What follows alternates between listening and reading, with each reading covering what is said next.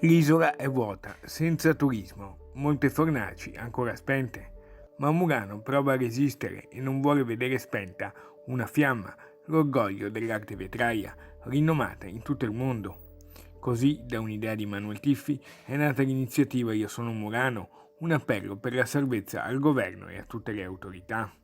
Nel 1291 le vetrerie vengono portate dal centro storico di Venezia alla nostra isola e da quell'epoca comincia veramente una storia di arte, una storia di tecniche lavorative che purtroppo nei secoli stanno spegnendosi. Vedete come il forno che ho dietro alle mie spalle, soprattutto in questi ultimi 20 anni e poi con l'acqua grande che abbiamo avuto a novembre e con il Covid-19.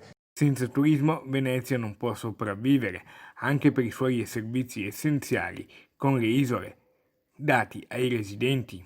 Non essendoci i turisti, hanno ridotto il numero dei mezzi, così i veneziani felici perché non ci sono più turisti, adesso non hanno nemmeno i mezzi che prima trovavano pieni di gente.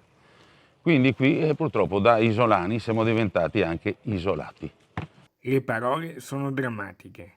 Io ho 73 anni, su per 74, da 14 lavoravo il vetro. Una situazione come questa non l'ho mai vissuta. Sono ancora in mezzo perché qui ci sono i miei figli, il loro futuro. Perciò chiediamo aiuto, ma aiuto concreto. La strada per la ripartenza è difficile, ma ancora possibile.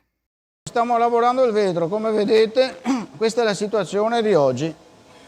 Io farò finta di lavorare perché non mi resta solo questo.